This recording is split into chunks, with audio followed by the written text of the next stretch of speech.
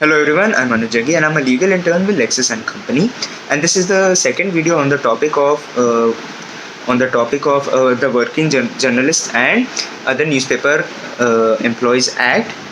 And now I'll be talking about the various definitions, applicability of the act, etc. So, Section 1 of the Act extends its application to the whole of India except the state of Jammu and Kashmir, and as mentioned in Section 1 of the Act, and the various important definitions covered under Section 2 are such as the definition of board, which means in relation to the working journalists or in relation to non-journalist newspaper employees, etc. Also, Section 2 includes the definition of newspaper, which means any printed periodical work containing public news or comments on public news, and includes such other class of printed periodical work as may from time to time be notified in this behalf of the central government in the official gazette. Another important definition is the definition of newspaper employee, which means any working journalists and include any other person employed to do work in or in relation to any newspaper establishment.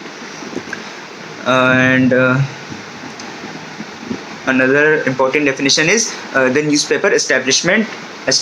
which means an establishment under the control of any person or body or persons, whether incorporated or not, for the production or publication of one or more newspapers or for conducting any news agency or syndicate.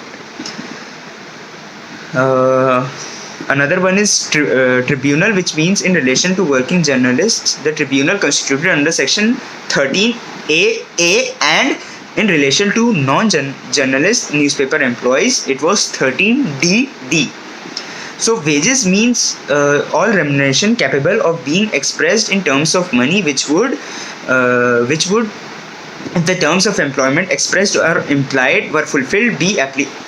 payable to the newspaper employee in respect of employment or of work done in such employment. So now I'll be talking about the payment of gratuity.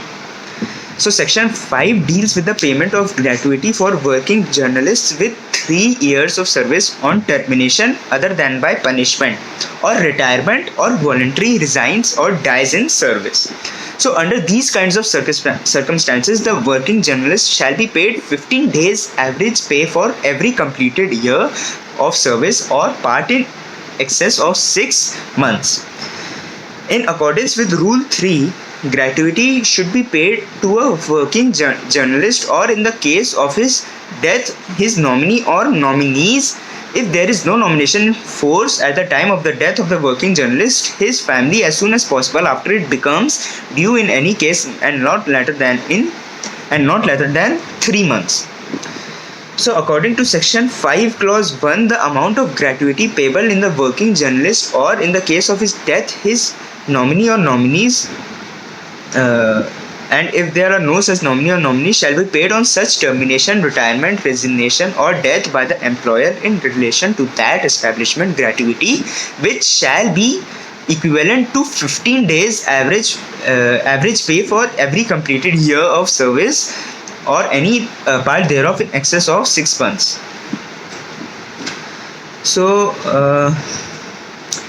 any kind of dispute where a working journalist has voluntarily resigned from service in any newspaper establishment on the ground of conscience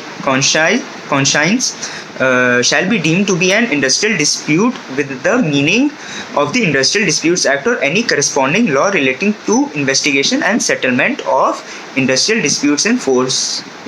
in any state. So Section 7 of the Act talks about leave, which provides that without prejudice to such holidays, casual leave or any other kinds of leaves as may be prescribed, every working journalist shall be entitled to earn leave on full wages for not less than 1/11th of the period spent on duty, and also leave on medical certificate on 1/2 of the wages or less than 1/18th of the period of service. So last important concept under this is the wages which the working journalists are entitled to receive at a fixed rate, and the wages shall be revised also. Section 8 of the act which shall be the